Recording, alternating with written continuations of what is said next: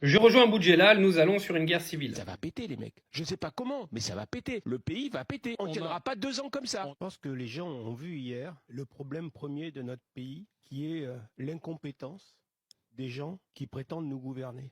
Quand tu aspires à être président ou à être Premier ministre, c'est que tu as fait une analyse de la société et que tu penses apporter des solutions, ou tu penses avoir les solutions et tu penses savoir mieux que d'autres. Quand tu n'as pas de solution à apporter, tu te casses et vite. Il faut se casser vite maintenant, parce que le pays il est dans une merde incroyable. Comment tu veux que ces gens-là nous sortent de cette merde? On est gouverné par une incompétence grave, dans un pays qui ne gère plus rien, qui est au fond du trou. Cet événement, ce n'est que le début. Ça va péter, les mecs. Je ne sais pas comment, mais ça va péter. Il va y avoir une goutte d'eau, le pays va péter. Retenez bien ce que je vous dis. Après, ça va exploser. On ne tiendra pas 2 ans comme ça.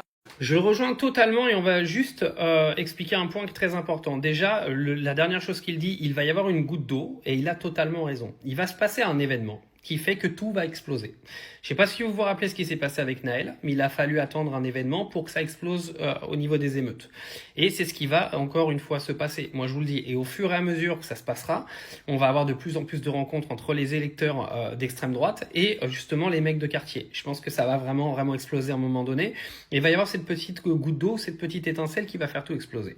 Mais d'un autre côté, il y a un truc sur lequel, là, Boudjelal, il l'a pas cité, mais que moi je pense profondément, c'est qu'on a 2 problèmes. Premièrement, on n'a aucun parti politique aujourd'hui qui peut contrôler ce qui va se passer. Parce que le Rassemblement national, c'est du pipeau, c'est du vent, et tous les autres partis politiques, de toute façon, si vous allez voter à gauche ou vous allez voter Édouard Philippe, ne feront rien pour que la société aille mieux. Ça, c'est un fait, et on n'a aucun parti politique aujourd'hui qui peut transformer notre pays en ce qu'est par exemple les Émirats Arabes Unis, c'est-à-dire un endroit où personne s'insulte, où il n'y a pas de violence, etc., etc. Ça, c'est impossible, on ne peut pas le faire en France.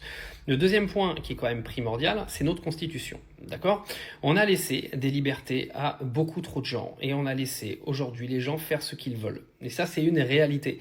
Et pour revenir là-dessus, je peux vous dire qu'il va falloir des décennies de travail politique pour que ça évolue. Je pense que là, moi aujourd'hui, j'ai 36 ans. Je pense que j'aurai 148 ans avant qu'il se passe un mini changement dans ce pays. Parce que la Constitution aujourd'hui protège beaucoup trop les gens qui font n'importe quoi.